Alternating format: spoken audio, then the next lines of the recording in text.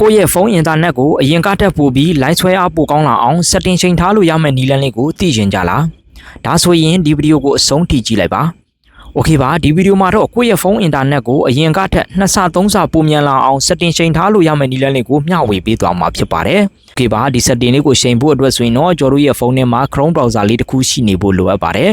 โอเคပါဒီ Chrome browser လေးတွေကိုဝင်ပြီးတော့ setting ချိန်ရမှာဖြစ်ပါတယ်ဒါကြောင့်မလို့ကျွန်တော်တို့ရဲ့ဖုန်းထဲက Chrome browser လေးတွေကိုဝင်ပေးလိုက်ပါbrowser တွေကိုရောက်ပြီဆိုရင်တော့ကျွန်တော်တို့ညာဘက်ပေါ်ထောင်းမှာရှိတဲ့အဆက်ကလေး30ကိုနှိပ်ပြီးတော့ဝင်ပေးလိုက်ပါပြီးပြီဆိုရင်တော့ကျွန်တော်ဒီအောက်ဆုံးနားမှာရှိတဲ့ setting လေးတွေကိုထပ်ဝင်ပေးလိုက်ပါခင်ဗျာโอเคပါ setting တွေကိုရောက်ပြီဆိုရင်တော့ဒီမှာရှိတဲ့ privacy and security ဆိုတဲ့ setting လေးတွေကိုထပ်ဝင်ပေးရမှာဖြစ်ပါတယ်โอเคပါဒီမှာရှိတဲ့ privacy and security ဆိုတဲ့ setting လေးတွေကိုထပ်ဝင်ပေးလိုက်ပါโอเคပါဒီတဲကိုရောက်ပြီဆိုရင်တော့ကျွန်တော်တို့ screen ကိုအပေါ်ကိုဆွဲတင်လိုက်ပါပြီးပြီဆိုရင်တော့ဒီ security ဆိုတဲ့ tab ဘားလေးရဲ့အောက်မှာပေါ့နော် use secure DNS ဆိုတဲ့ setting လေးရှိပါတယ်ဒီမှာ automatic ဆိုပြီးတော့ပြနေပါတယ်โอเคပါကျွန်တော်တို့ဒီ setting လေးကိုချိန်ရမှာဖြစ်ပါတယ်โอเคပါ setting လေးကိုချိန်ဖို့အတွက်ဒီ setting လေးကိုနှိပ်လိုက်ပါ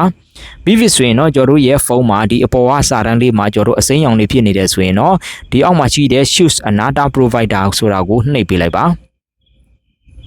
ပြီးပြီဆိုရင်တော့ဒီ custom ရဲ့ညာဘက်ရှမ်းမှာရှိတဲ့ကျွန်တော်တို့မြားလေးပေါ့နော်အောက်ကိုပြထားတဲ့မြားလေးကိုနှိပ်လိုက်ပါ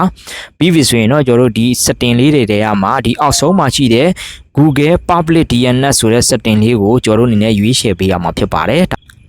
โอเคပါဒါဆိုရင်တော့ကျွန်တော်တို့ရဲ့ဖုန်းထဲမှာကျွန်တော်တို့ Google နဲ့ပတ်သက်တဲ့ software လေးတွေကိုအသုံးပြုတဲ့အခါမှာကျွန်တော်တို့ရဲ့ဖုန်းကအင်တာနက်ကအရင်ကထက်ပိုပြီးတော့2ဆ3ဆပိုမြန်လာမှာပဲဖြစ်ပါတယ်ခင်ဗျာ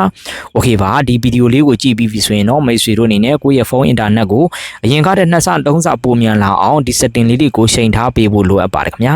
โอเคပါဒီဗီဒီယိုလေးမှာမျှဝေပေးခဲ့တာနဲ့ပတ်သက်ပြီးတော့နားမလည်တာမရှင်းနေတာတွေရှိရင်လည်းဒီဗီဒီယိုလေးရဲ့ comment box မှာဝင်ရောက်မေးမြန်းအကြံပြုနိုင်ပါတယ်ခင်ဗျာအားလုံးပဲအဆင်ပြေကြပါစေခင်ဗျာ